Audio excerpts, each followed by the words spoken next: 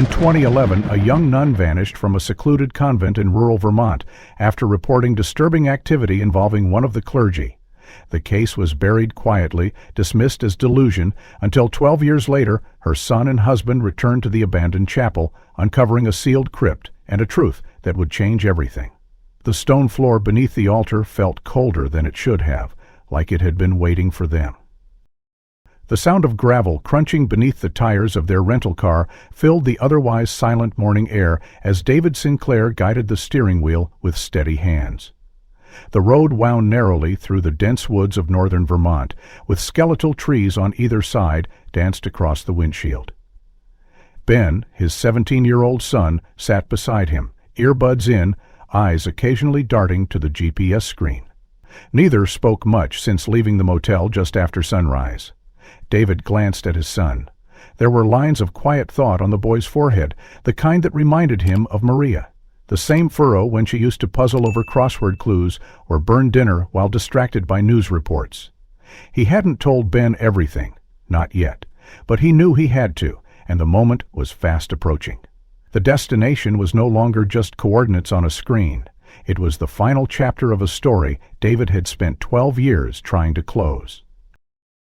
"Ben," he started, his voice soft, almost drowned out by the hum of the tires. The boy removed one earbud and turned, waiting.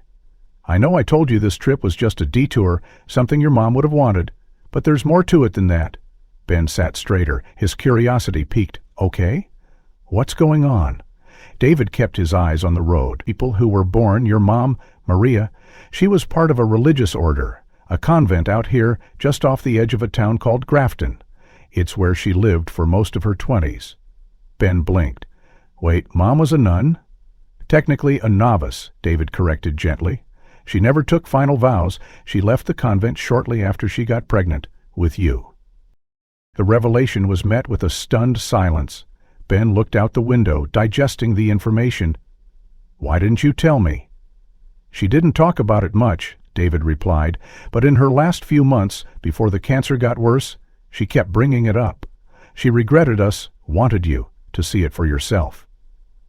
They turned off the paved road onto a rougher gravel path. A small wooden sign, half swallowed by weeds, read, "St. Agnes Convent, clustering mall ahead." The forest thinned.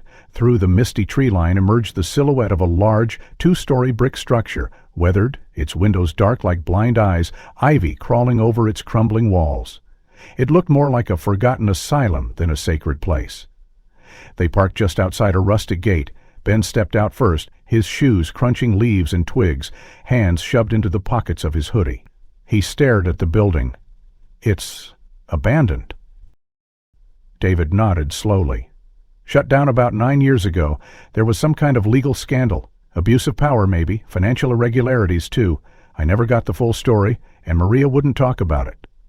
Ben walked toward the entrance. The wooden doors, chained and bolted, bore a faded white cross barely visible under years of grime. On the porch lay wilted flowers, melted candles, and a small ceramic angel missing a wing. "Claire used to leave things here," Ben murmured. "Like a memorial." "Maybe for the girls who lived here," David said. "Maria once mentioned the convent took in troubled teens. Runaways? Wards of the state?" They circled the building, peering through dirty windows into empty halls. Ben pointed to a small bell tower, half concealed under the chapel roof. "Looks like no one's been here in a long time, almost 12 years, David said. "Maria left just before it all fell apart." Inside, through a crack in a broken pane, they could make out rows of wooden pews, a marble altar at the front, and a stained glass window depicting St. Agnes herself, her face cracked and faded. Ben frowned. "Why would Mom want me to come here?" David hesitated. "She said she left something behind, something important. She wouldn't say what. Just that it would explain things I wasn't sure what she meant, but if she wanted us to see this place, I think it's more than nostalgia." Ben leaned closer to the glass. "Did she ever tell you why she left?" David's jaw tightened. "She only ever said I couldn't protect her there." He turned to face his son. "I always thought she meant one of the girls, but now I wonder if she was talking about you." Ben stared at him. "That doesn't make sense. I wasn't even born." "I know," David replied. "That's what scares me." They found a side entrance where the door had rotted off its hinges. Inside, the smell of mildew and dust filled their lungs. The air was damp and still. They moved through corridors lined with empty dorm rooms and prayer cells, the walls stained by time and neglect. In the central hallway, a corkboard still held yellow announcements.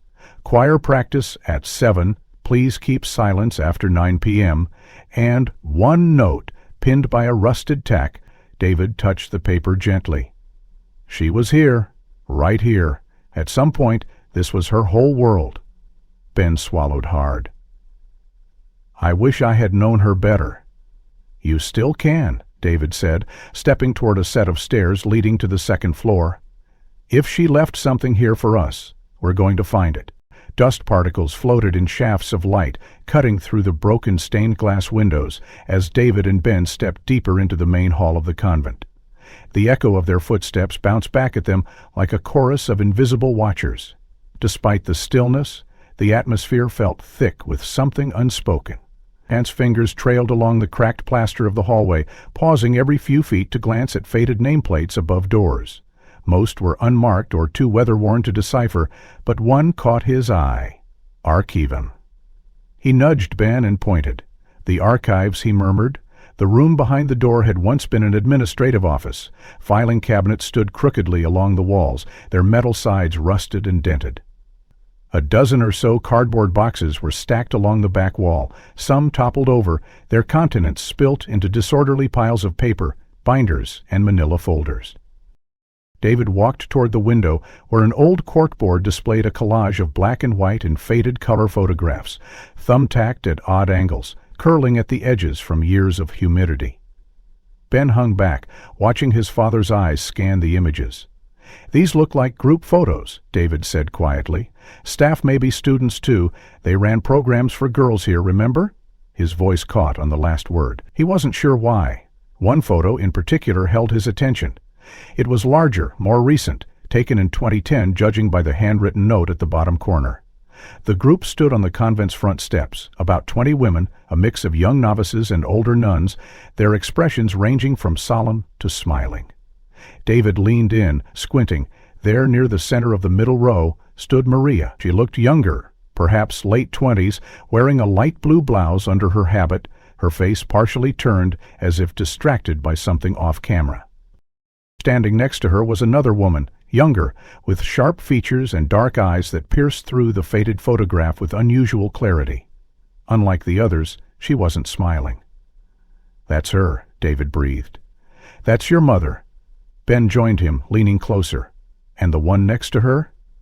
He gently removed a photo from the board, careful not to tear the brittle corner. On the back, scribbled in pen, was a short note in slanted handwriting. Room 14, behind the bookshelf, only opens when the right one comes. David stared at the words, his brow furrowing. This wasn't just a group picture, he said. It's a clue. She wanted someone to find this. Ben tilted his head, rereading the note. What does the right one mean? No idea, David said, but we need to find room 14. They spent the next 20 minutes wandering the second floor until they found it. A door, warped and swollen from years of moisture, its number barely legible beneath a layer of grime. 14, Ben whispered, brushing off the dust. Inside, the room was dim, the only light filtering through torn curtains that swayed slightly, despite the closed windows. It had been a study, perhaps. Once bookshelves lined the far wall, filled with mold-speckled paperbacks and worn religious texts. A wooden desk, half rotted up, sat beneath the window. But their attention was immediately drawn to the bookshelf. Behind it, David said, stepping forward. He ran his hand along the spine of the books, gently tugging at the edges of the shelves. Help me. Together, they tried shifting the heavy frame. It groaned under its own weight, unmoved. Wait, Ben said, crouching. What if there's a mechanism? He tapped on the wood, then paused. Hear that? Hollow spot? David knelt beside him, knocking against the side. Could be a false panel. He pressed harder, and with a faint click, the right side of the shelf popped outward, revealing a narrow gap. There's something here, David said, sliding his fingers into the crevice and pulling gently. The shelf swung open like a door, revealing a dark cavity just large enough to walk into. The air smelled musty, untouched. "What the hell is this?" Ben asked. "A passage?" David stepped inside cautiously, the beam of his flashlight cutting into the darkness. It wasn't a tunnel, just a short alcove, maybe 6 feet deep, lined with more shelves, these completely empty save for a single wooden box resting on the bottom. He crouched and opened it slowly. Inside were a stack of photographs, an old rosary, and a folded envelope addressed in elegant cursive. To the one she trusted. David opened it, unfolding the letter inside. The paper crackled like dry leaves. He read silently, his face paling with each line. "It's from Sister Eliza," he said hoarsely. "The woman next to Maria in the photo. She vanished a few months after this was taken. No records, no funeral." "What does the letter say?" Ben asked, stepping closer. David handed it to him, his hand trembling. "She says she knew something that put them all in danger. She trusted your mom, but warned her not to try fixing it. Said room 14 was just the beginning."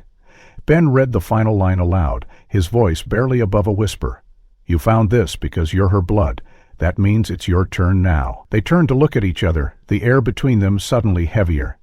Outside the bookshelf door, the dim light flickered once, then settled. The house was silent again, but neither of them felt alone. Ben held the fragile letter in his hands for a long moment, his eyes tracing the faded ink until the words blurred. The silence in room 14 stretched, broken only by the faint creak of wood as David stepped back and examined the now half-open bookshelf. "There's more to this," Ben finally said, his voice steady despite the tightness in his chest. He set the letter down on the desk and moved toward the gap behind the shelf again. David watched him silently, following his lead. The alcove seemed like a dead end, just bare stone wall beyond the single box they had found, but something about the construction nagged at Ben. The floor beneath their feet was uneven, the plaster older than the rest of the wall, pressing against each edge. "Help me look," he said, glancing up at his father. David nodded and started inspecting the opposite corner. Minutes passed. Then Ben's fingers caught on a rough groove between 2 bricks, one that felt slightly recessed. He leaned in, brushing away the dust and cobwebs. "There's parts hollow," he murmured, tapping lightly. The sound it produced was different, less dense than the surrounding brick. He pressed harder. Nothing. He turned back toward the box they had found earlier and took out the wooden rosary. Holding it up to the brick, he hesitated, then used the crucifix as a makeshift lever. There was a faint click, then a low grinding noise as the section of brick slowly rotated inward, like a hidden door. David stepped closer, shining his flashlight into the darkness beyond. A narrow stairwell descended into blackness, so steep and tight that only one person could go down at a time. "You're sure you want to do this?" he asked. Ben didn't answer. He had already started down. The staircase was made of old stone, the air growing colder and damper with each step. The smell of mildew and rust thickened as they descended. After nearly a minute, the stairs ended at a rusted metal door with a sliding peephole, the kind you'd expect on the back entrance of an asylum, not under a convent. Ben ran his hand across its surface. "This was built deliberately," he whispered, "like a bunker." David tried the handle. It didn't budge. Locked. They examined the area around it. To the right of the frame, etched faintly into the wall, were a series of numbers. 4219, Ben read aloud. "Try that," David said, pointing at the old rotary lock just beneath the peephole. Ben rotated the dial with slow precision. With a final click, the mechanism gave way, and the door creaked open, revealing a long-forgotten room. The space was cramped and windowless, lit only by their flashlights. Filing cabinets lined the walls, each labeled with faded masking tape. The floor was covered in a thin layer of dust, undisturbed for years. At the far end of the room, a desk sat beneath a rusted lamp, its drawers partially open, papers spilling out. Ben moved toward the cabinets first. The labels read, "Patient History, Incident Reports, Transfer Records." "These are medical files," he whispered. David pulled one drawer open and flipped through the folders. Each bore a name, a date, and a photo clipped to the front. "Look at this," he said, holding one up. The subject was a teenage girl, 16, thin, with wide, fearful eyes. Samantha Reyes, admitted 2009, diagnosis, defiant behavior, religious trauma, violent dreams. Ben grabbed another. Anna Loudon, admitted 2008, transferred to unlisted facility, reason, psychological deterioration. Page after page, name after name. These aren't just orphans or troubled teens, David said. They were patients, and not just that, patients under psychiatric observation. Ben stepped toward the desk and pulled open the central drawer. Inside he found a leather-bound ledger and several cassette tapes marked by hand. He picked up the ledger and opened it. They documented daily activity, test routines, medication schedules, interviews. He flipped to a flagged page. Entry dated March 3, 2011. Sister Maria requested to halt treatment protocol B, noted distress regarding patient response and long-term effects. Denied by administration. Maria placed on temporary leave. Ben's stomach twisted. Mom tried to stop something, he said, and they punished her for it. David looked over his shoulder. What was protocol B? I don't know, Ben said, flipping through more pages. But it keeps coming up. It was used on multiple girls. And then they were transferred. They opened another drawer and found VHS tapes labeled only by number and date. Most were between 2009 and 2011. Ben's hand trembled as he picked one up. Should we try watching one? David hesitated. We'd need a player. This kind of tape hasn't been used in decades. He scanned the room. In a corner, covered by a stained sheet, sat what looked like an old AV cart. They pulled off the sheet, revealing a dusty Cobalt TV and VHS player. David reached for the nearest plug and tried the socket. To their surprise, the screen flickered faintly. It still works, he said. Ben slid the tape into the machine. Static filled the screen, then slowly resolved into an image, a dimly lit room, a metal chair bolted to the ground, a girl strapped in, trembling. A nun stood nearby, reading from a folder, her face turned slightly from the camera. Then the voice, clear and clinical. Test log 47B, patient Clara Wren, session initiated by Sister Eliza. Ben and David stared, frozen, as the nun stepped into full view. It was Maria. The flickering screen continued to hum with static as the tape clicked to an end, the machine chewing through the final inches of magnetic film. Ben stared at the frozen image, his mother's face captured in grainy resolution, her eyes distant, her body stiff as she turned slightly toward the camera, unaware she was being recorded. David pressed the eject button, and the cassette slid out, warm to the touch. She was part of it, he said quietly, more to himself than to Ben. She didn't just know, she participated. Ben shook his head, still processing. Maybe not willingly, he said, his voice hoarse. She looked scared. He turned back to the ledgers, flipping through the pages with renewed urgency, looking for any mention of names, dates, anything that might contextualize what they had just seen. His fingers paused on an entry marked with red ink. Complaint, submitted March 6, 2011, filed by Sister Maria M. against Father Gabriel M. He looked up. Dad. It's her. Dad stepped closer, reading over Ben's shoulder. The entry was typed, clinical, but its content cut deep. Maria had reported repeated instances of inappropriate private meetings between Father Gabriel and multiple young residents of the program. The document listed specific dates, locations within the convent, and even partial transcriptions from observed interactions. She documented everything, Ben whispered. She kept records. This wasn't just suspicion. David pointed at the bottom of the page. Look, she wasn't the only one. Under Maria's name was another. Witness corroboration. Rosa E., age 14. Ben froze. Rosa? David nodded slowly. Wasn't that the name we saw earlier on one of the transfer sheets? And in the letter, Ben added, Sister Eliza mentioned her, said she had to disappear. Ben rifled through the cabinet labeled Transfer. He found it. A folder marked Rosa E. Inside were sparse documents, an intake form, a psych evaluation, a letter of parental surrender, and a final page marked Status, transferred, April 2011, destination unknown. No forwarding facility, no contact record. She vanished, Ben said, right after Mom filed the complaint. David picked up the psych evaluation. The writing was detached, diagnostic. Patient exhibits intense distrust of male authority figures.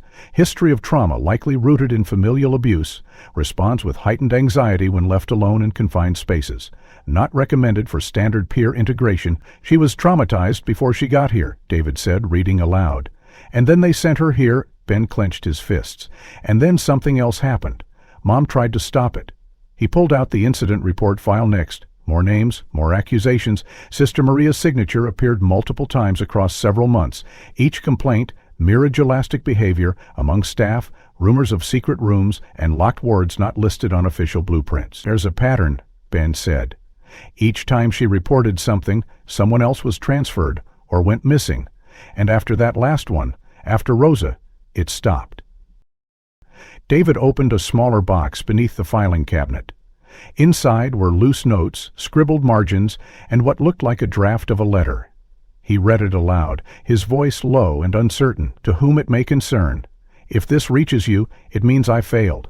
I tried. I went through every channel I could. I begged the diocese to intervene, but they buried everything. Father Gabriel, he had too much power. He knew too many people. And those girls, they were just names to them. Disposable. Rosa was the last straw. She trusted me, and I let her down. Ben closed his eyes, imagining Maria at that desk, writing those words late at night while the others slept. Wanted to protect her. She risked everything. David handed him another sheet, a list of signatories from a formal internal review. You need to see this, he said. At the top was the convent's seal dated April 15, 2011. It listed those present during an inquiry into Sister Maria's conduct.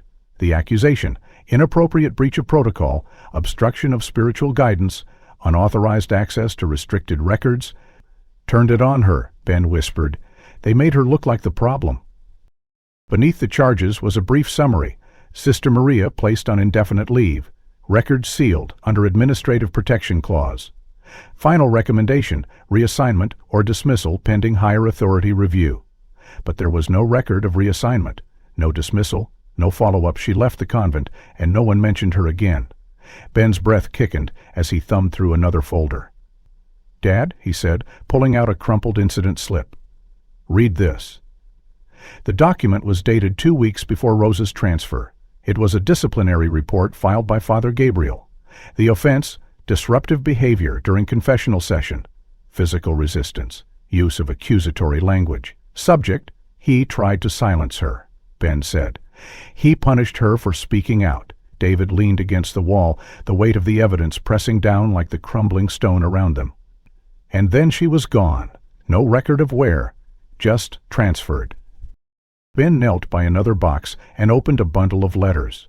Most were unopened, addressed to families of girls who had supposedly left voluntarily, but the addresses were incomplete, missing zip codes, missing apartment numbers. They never mailed these, he said. They faked it? He pulled out one envelope. It was addressed to a family in Oregon. Inside was a photocopy of a form letter. We thank you for trusting us with your child's spiritual recovery. Due to privacy regulations, updates on her progress are limited. We assure you she is receiving the best care. Ben crumpled it in his hand. They lied to everyone. David didn't respond. He had moved to the corner of the room, staring at a wall covered in faded photographs. One of them showed a classroom, young girls in matching uniforms sitting attentively at desks.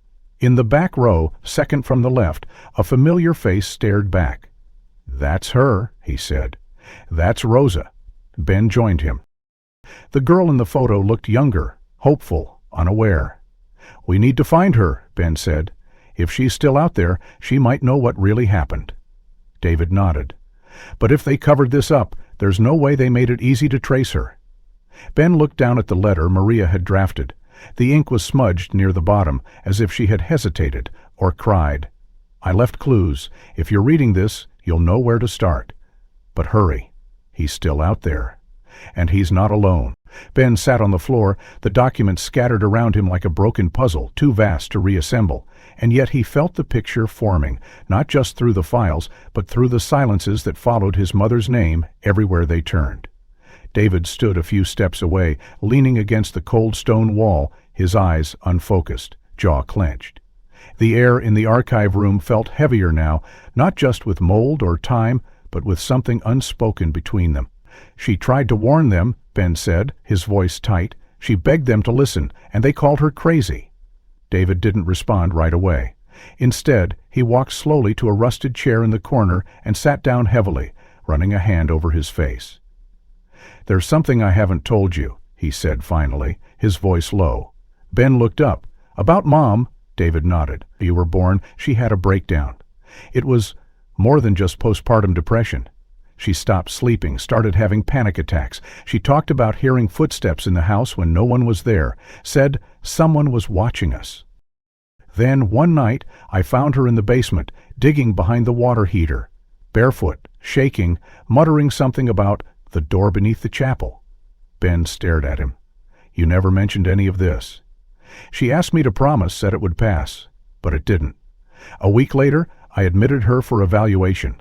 Voluntarily, just a few days. The doctors said she had signs of acute stress disorder, maybe early psychosis.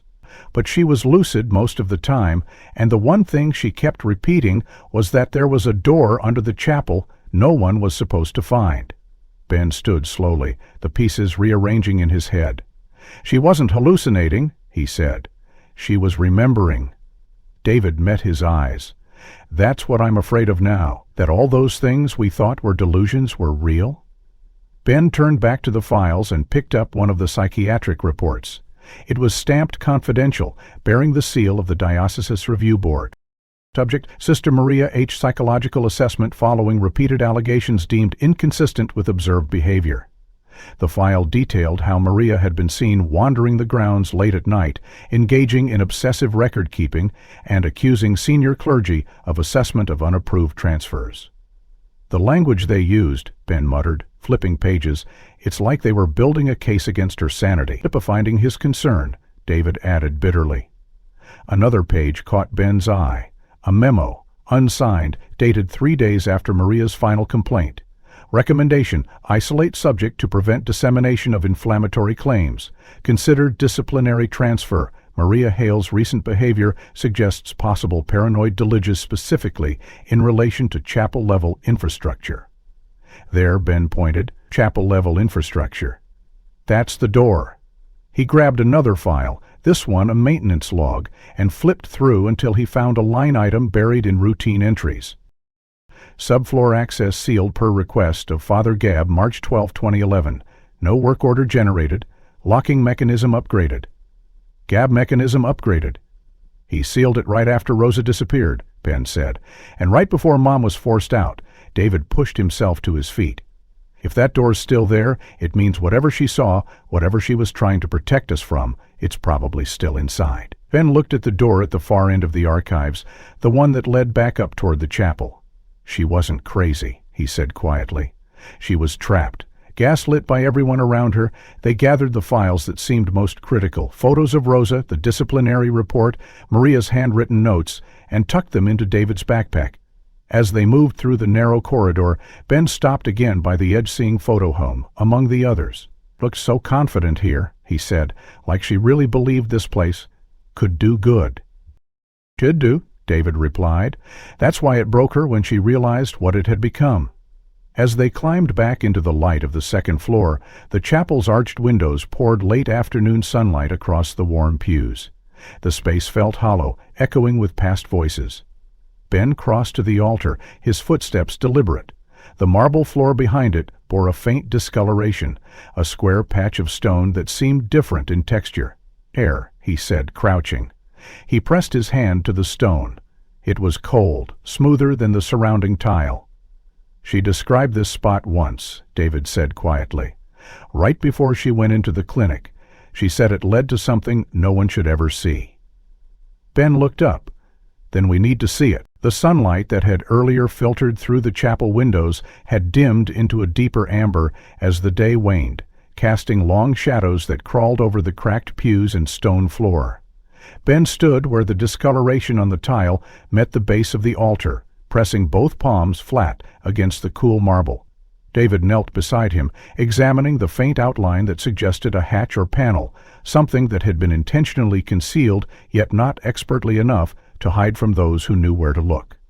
"We need to lift this," Ben said, glancing around for leverage. David looked toward the sacristy and returned moments later with an old brass candle holder, heavy and long enough to wedge into the thin seam between the stone tiles. With a grunt, he pushed. There was resistance at first, then a sudden give, the kind of movement that suggested the latch had simply rusted in place over time.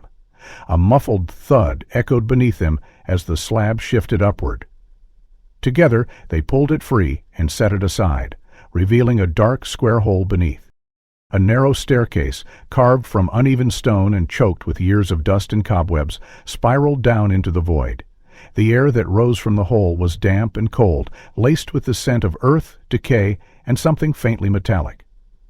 "No one's been down here in decades," David muttered.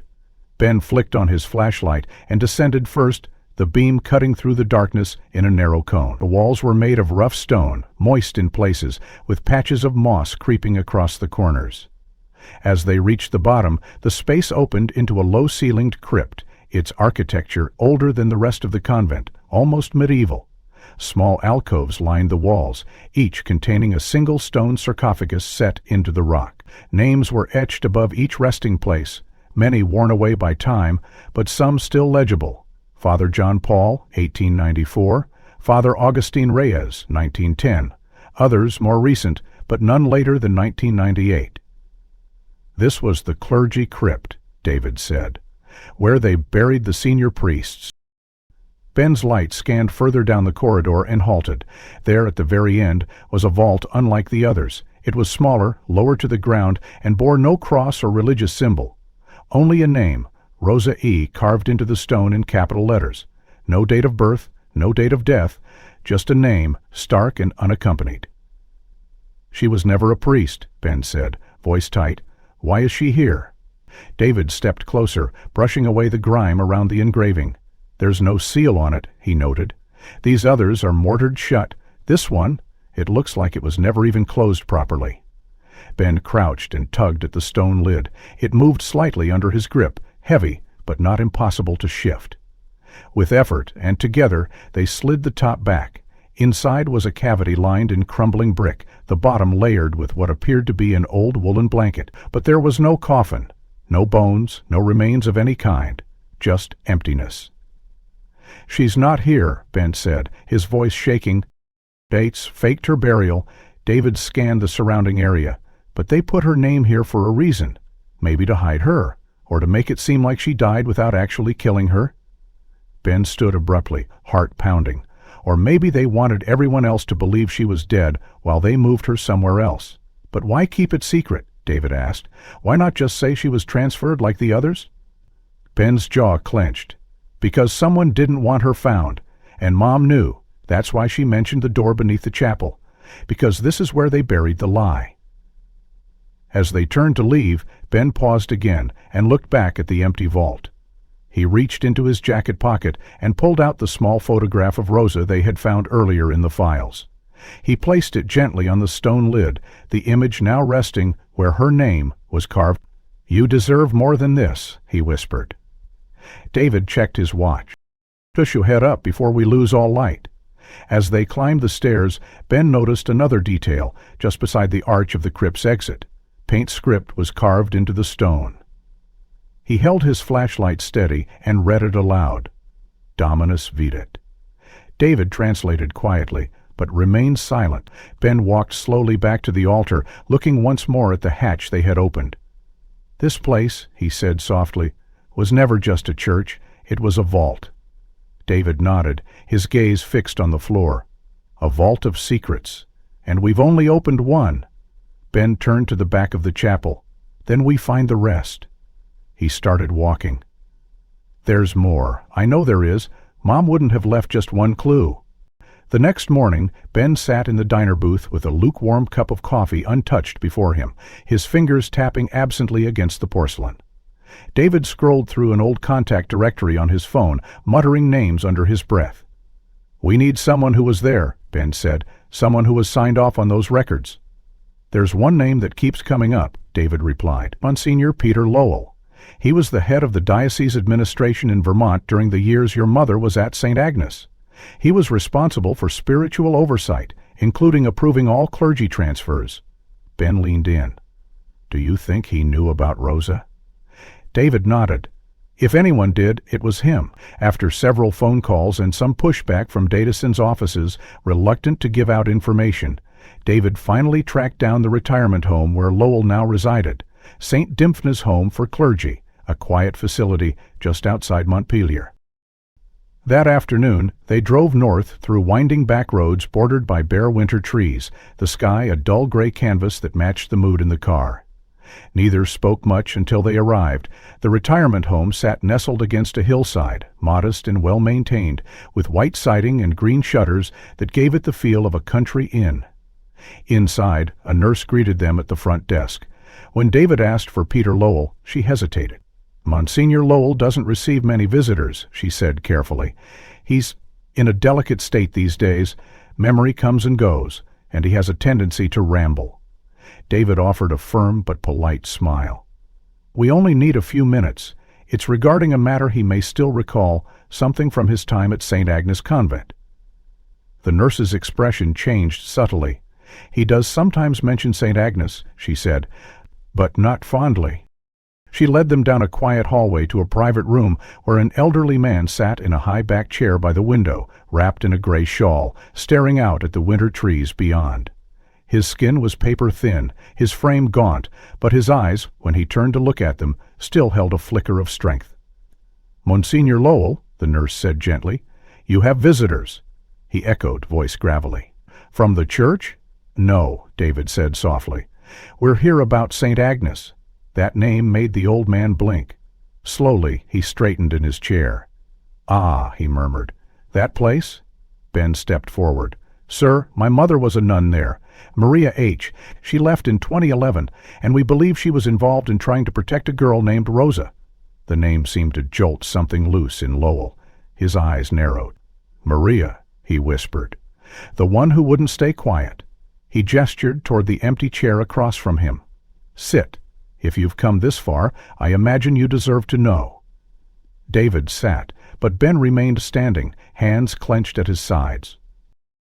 He found a vault beneath the chapel. Files, reports, a false crypt with Rosa's name, but no remains. Lowell nodded slowly.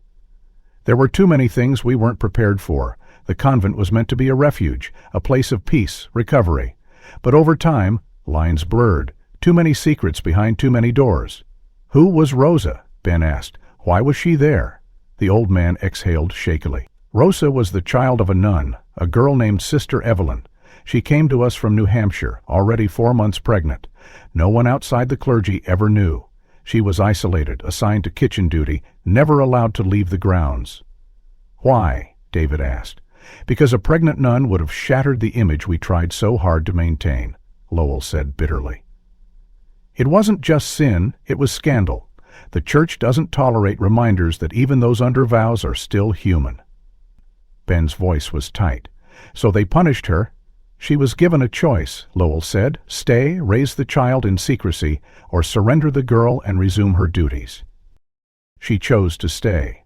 Rosa grew up in the convent until she was about 10. But when Evelyn fell ill, Rosa started asking questions about her parents, her future. She wasn't content to live in the shadows.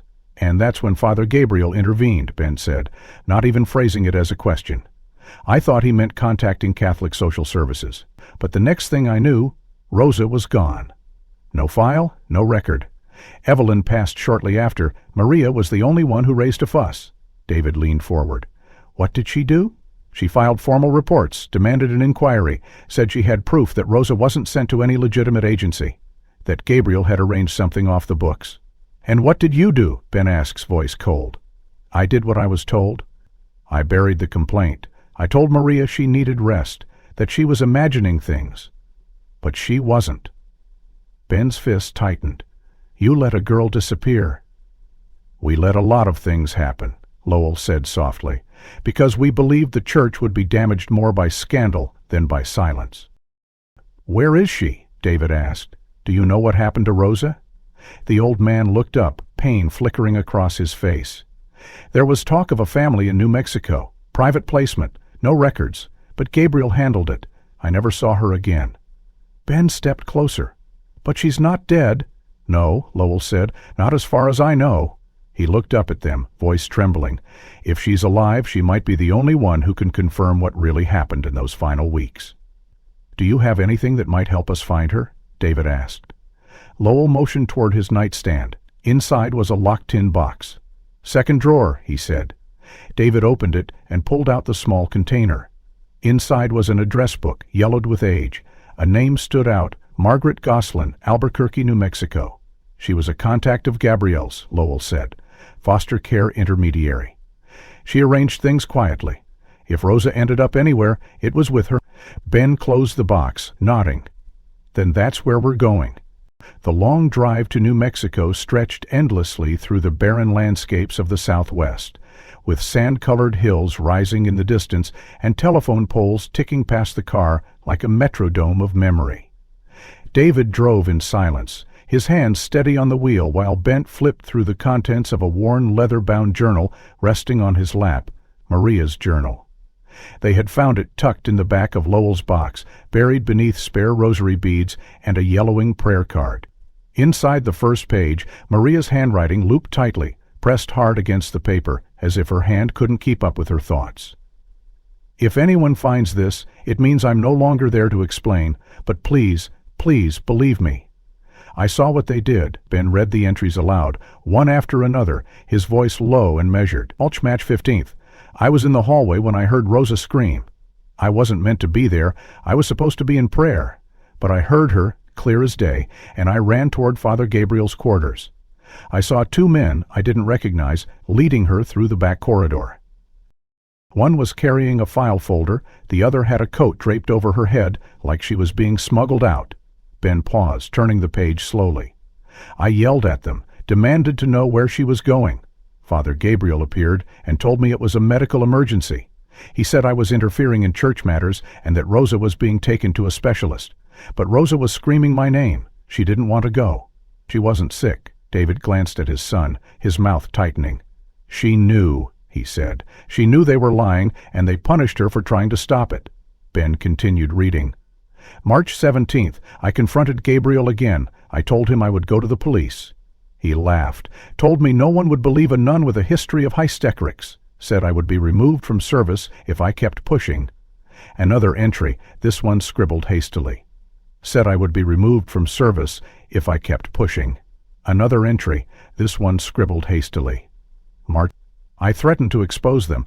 I said I would contact the Archdiocese, the media, anyone who would listen. He told me Rosa was already gone, that she had been placed in care, and that my continued involvement would only make things worse for everyone involved." "And then?" David asked quietly. Ben flipped to the next page. "March 22nd. I was summoned to the administrative office. They told me I was being placed on indefinite leave, pending psychological evaluation. They said I had shown signs of stress, delusion, paranoia. They used my own grief against me, and just like that, I was out, no chance to appeal again." Ben looked up from the journal, anger seething in his chest. Hilson said, "They took her away and then made sure Mom could never go after her." David nodded slowly. "It explains everything. The breakdown, the nightmares, the fixation on the chapel and the hidden door." She wasn't unraveling, she was remembering. Ben turned to the final entries, each growing more disjointed. April 5th. "I wrote to the family I think took Rosa. I don't know if they'll answer. I'm losing time, losing track of the days. I pray to God she's safe, that she knows I tried." April 12th. "I keep seeing her face in dreams. She's older now. She doesn't recognize me. I wake up crying and I don't know why." April 21st. "They're watching. I know they are, even outside the convent, even now." May 1st. "I'm not crazy. I'm not. I just need to find her. One day Ben will understand." The last page was dated the week she checked into the clinic. The handwriting had become erratic, the ink pressed so deep it bled through. "I was her last hope. I failed her. They told me to forget, but I can't. I never will. If you find this, look for Margaret Goslin. She knows where Rosa is, or where she was." Ben closed the journal carefully, his throat tight. "She carried it until the end," he said. "The guilt, The fear, the certainty that no one would believe her. "But we do," David said, "and we're not done yet." The car turned off the interstate and onto a dusty county road that led toward the outskirts of Albuquerque. In the distance, they could see the silhouette of a small white house with a corrugated metal roof, tucked behind a field of dry brush. "That's the address," David said, checking the GPS. As they pulled up, an old woman stepped onto the porch, shielding her eyes from the sun. She watched them silently as they got out. "You Margaret?" David called. The woman didn't answer. She just nodded once. Ben stepped forward. "We're looking for someone. Her name was Rosa. We think she stayed with you around 2011. At the mention of the name, something in the woman's expression shifted. She turned slowly and opened the screen door behind her. "Come in," she said, "but you'd better be ready for what you're going to hear." Margaret's house was dim and smelled faintly of lavender and mothballs, the kind of scent that clung to crochet doilies and furniture from another era. She poured them lukewarm coffee in cracked mugs and sat across the table, her hands folded neatly, her face unreadable. "Rosa stayed with me for about 8 months, she began, her voice quiet with dream. "She began never to speak with me for about 8 months, she began, her voice smart, withdrawn. Never said much about where she came from, and I never pushed. But she was smart, sharp even then." Ben leaned in. "Do you know what happened after that, where she went?" Margaret nodded slowly. "A man came. Not Gabriel, someone older, said he was from a private foundation connected to the church, offered to pay for Rosa's education, living costs, everything. Said she needed a clean start, a new name. I thought it was strange, but he showed me paperwork, legal stuff, and Rosa, well, she wanted to leave the past behind." David frowned. "Do you remember his name?" Margaret's eyes narrowed. "He said I could call him Peter, but he didn't give a last name. Just left a card with the initials P.L. Ben glanced at David, his voice low. "Peter Lowell," Margaret continued.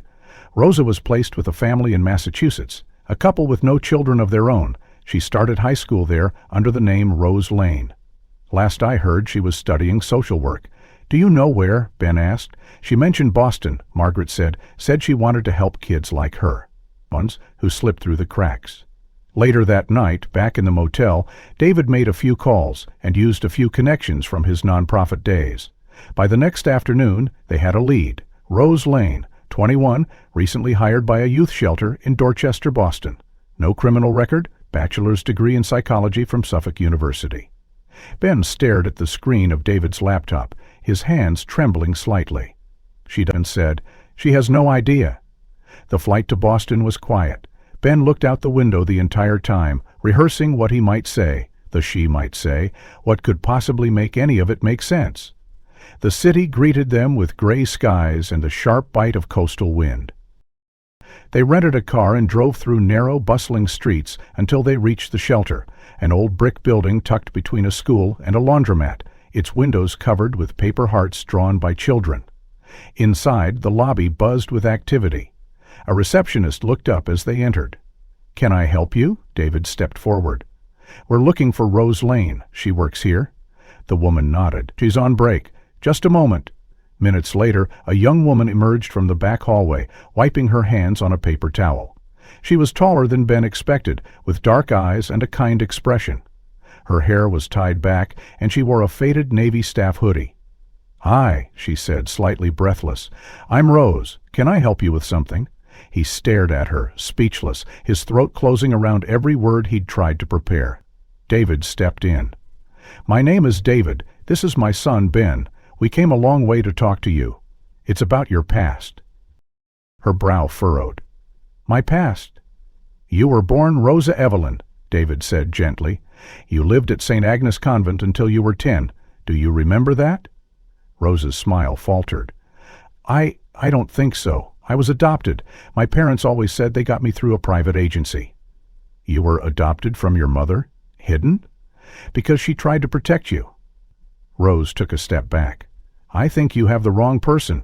Ben pulled out the photo from the crypt, the one with her name carved into stone. He handed it to her. "They made it look like you died. This is real. That's your name." She stared at it for a long moment. Where did you get this? From the chapel, Ben said, underneath the altar. There's a crypt with your name on it, but it's empty. She asked, her voice trembling. Why would they do that? David looked her in the eyes. Because your mother was a nun, and you were never supposed to exist.